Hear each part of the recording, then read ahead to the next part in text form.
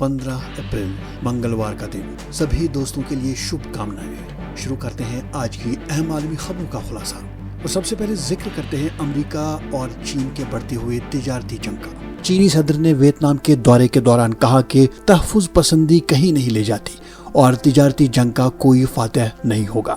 इस दौरे का मकसद इलाकाई तिजारती ताल्लुकात को मजबूत करना और अमरीकी सदर डोनाल्ड ट्रंप की तरफ से आयद करदा भारी महसूलात के असरात को कम करना है।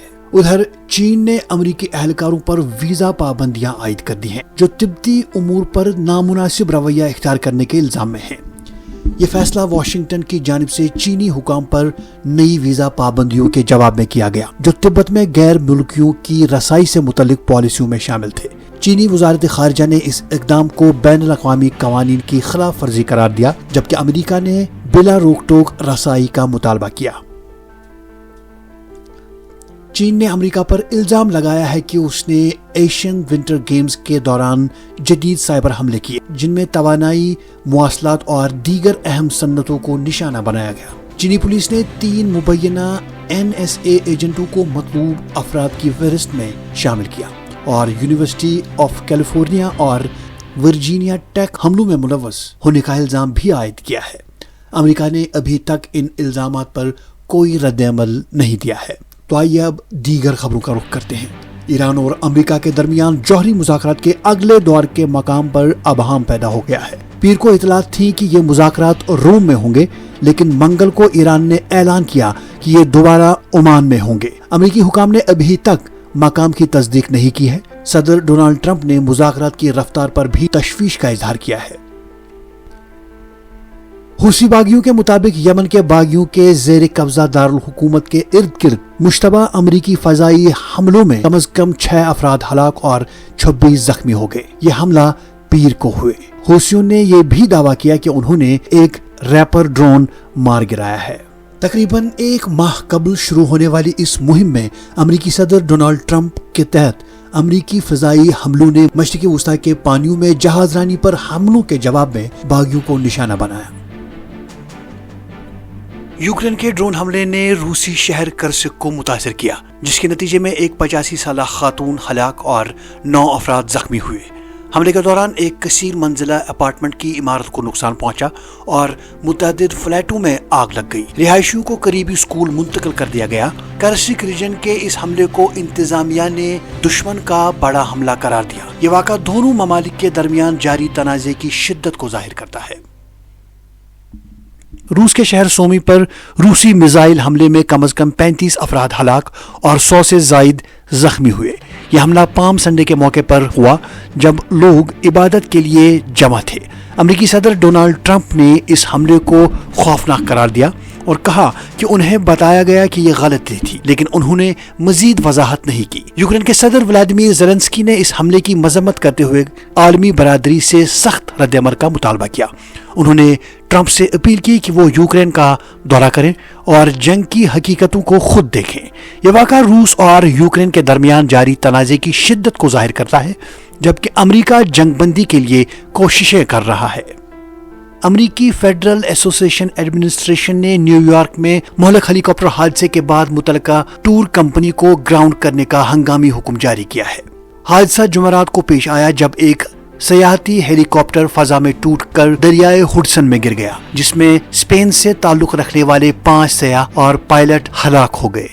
ट्रंप इंतजामिया ने हार्वर्ड यूनिवर्सिटी के $2.3 अरब के वफाकी फंड को मुंजमद कर दिया, क्योंकि यूनिवर्सिटी ने व्हाइट हाउस के मुतालबात को मुस्तरद कर दिया, जिनमें तनू, मसावत और शमूलियत के प्रोग्रामों को बंद करना शामिल था। हार्वर्ड ने अपनी आज़ादी और आईनी हकूक के तहफ़्फ़ुज़ के लिए इन मुतालबात को मुस्तरद किया, जिससे तकरीबन $9 अरब की फंडिंग खतरे में पड़ गई। ये तनाज़ा तालीमी आज़ादी और हुकूमती मुदाखलत के दरमियान कशमकश को जाहिर करती है।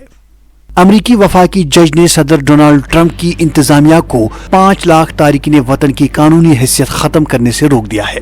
ये फैसला वेनेजुएला, क्यूबा, निकारागुआ और हैटी के तारिकीन वतन को तहफ़्फ़ुज़ फराहम करता है, जिन्हें ट्रंप इंतजामिया फौरी तौर पर मुल्क बदर करना चाहती थी। हमास ने ऐलान किया है कि वो तमाम इस्राएली यरगमारियों को रिहा करने के लिए तैयार है, बशर्तिया जंगबंदी की जमानत दी जाए اور قیدیوں کا تبادلہ کیا جائے۔ قاہرہ میں مذاکرات کے بعد حماس نے مصر اور قطر کے ثالثوں کے ساتھ بات چیت کی جو غزہ میں جنگ بندی کے لیے کام کر رہے ہیں۔ صورتحال ابھی بھی غیر یقینی ہے۔ ادھر اسرائیل نے غزہ جنگ بندی کے لیے نئی تجویز دی ہے جس میں پہلی بار حماس کو غیر مسلح کرنے کا مطالبہ شامل ہے۔ مصر نے اس تجویز کو حماس تک پہنچایا اور جواب کا انتظار کر رہا ہے، لیکن حماس کے سینئر عہدیدار سامی ابو زہری نے کہا ہے کہ اس تجویز کے کم از کم 2 نکات ناقابل قبول ہیں۔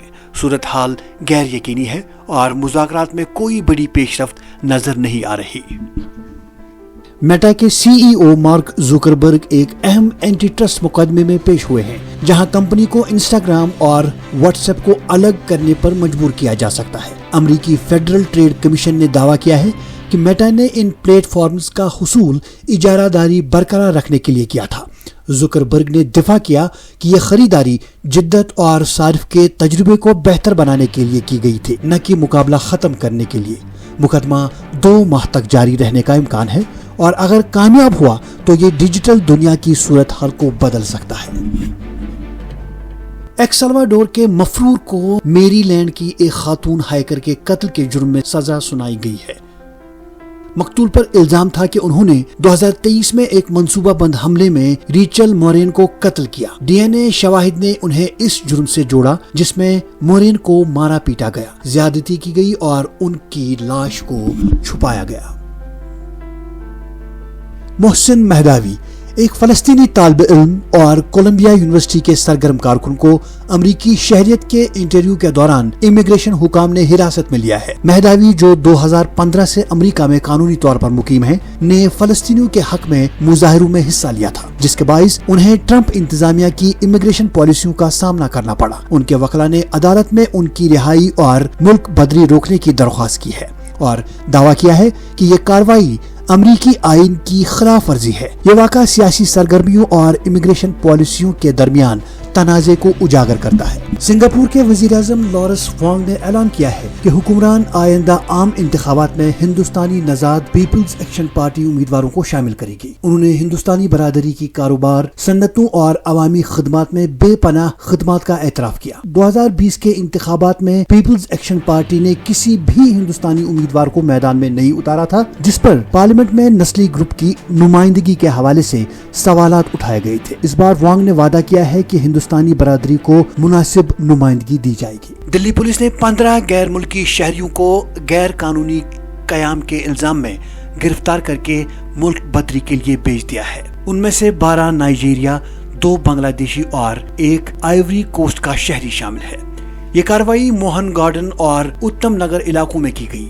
حکام کے مطابق یہ افراد بغیر ویزے کے بھارت میں رہ رہے تھے اور انہیں حراستی مراکز میں منتقل کر دیا گیا ہے۔ فارنرز ریجنل رجسٹریشن آفس نے تصدیق کے بعد ان کی ملک بدری کا حکم دیا ہے۔ یہ معاملہ بھارت کے غیر قانونی تارکین وطن کی موجودگی اور امیگریشن قوانین کے نفاذ کی اہمیت کو اجاگر کرتا ہے۔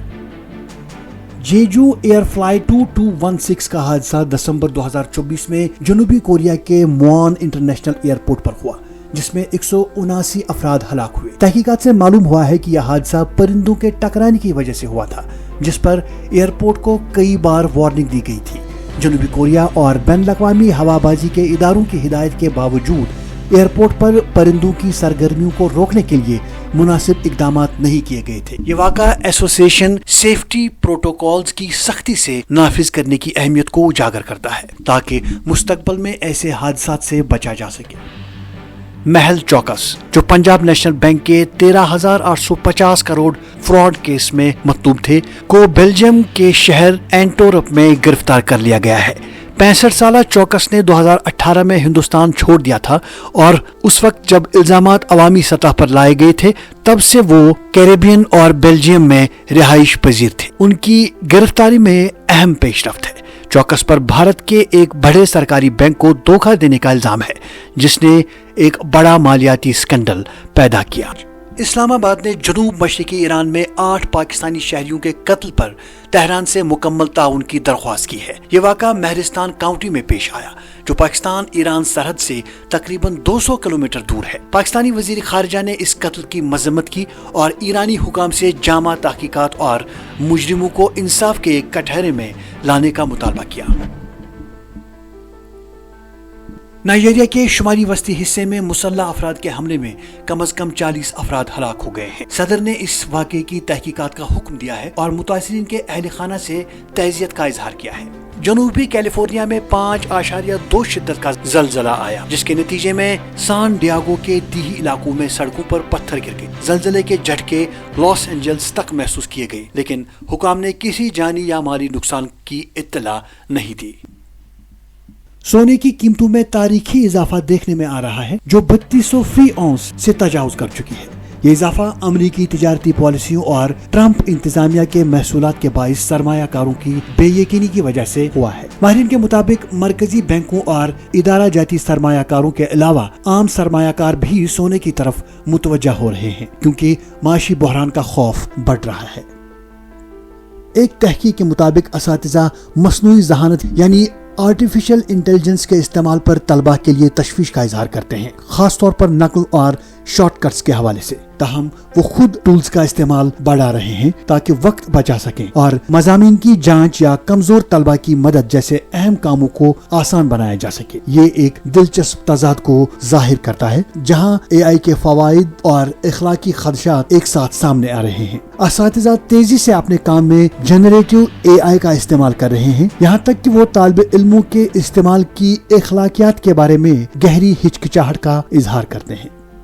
اور آخر پر یہ خبر کہ ملیشیا کے سابق وزیر اعظم عبداللہ احمد بداوی 85 سال کی عمر میں دل کی بیماری کے باعث انتقال کر گئے۔ وہ 2003 سے 2009 تک ملیشیا کے 5ویں وزیر اعظم رہے۔ اپنے معتدل نظریات کی وجہ سے جانے جانے والے بداوی نے ملک میں سیاسی آزادیوں کو فروغ دیا لیکن ان کی قیادت کو تنقید کا سامنا کرنا پڑا۔ ان کا دور حکومت ملیشین سیاست میں ایک عبوری دور کے طور پر یاد کیا جاتا ہے۔ تو دوستو یہ تھا آج کی اہم عالمی خبروں کا خلاصہ۔ یہ ویڈیو دیکھنے کے لیے بہت شکریہ۔ اگر آپ کو یہ ویڈیو پسند آئی ہے تو لائک اور سبسکرائب کرنا نہ بھولیں۔ کل پھر ملیں گے۔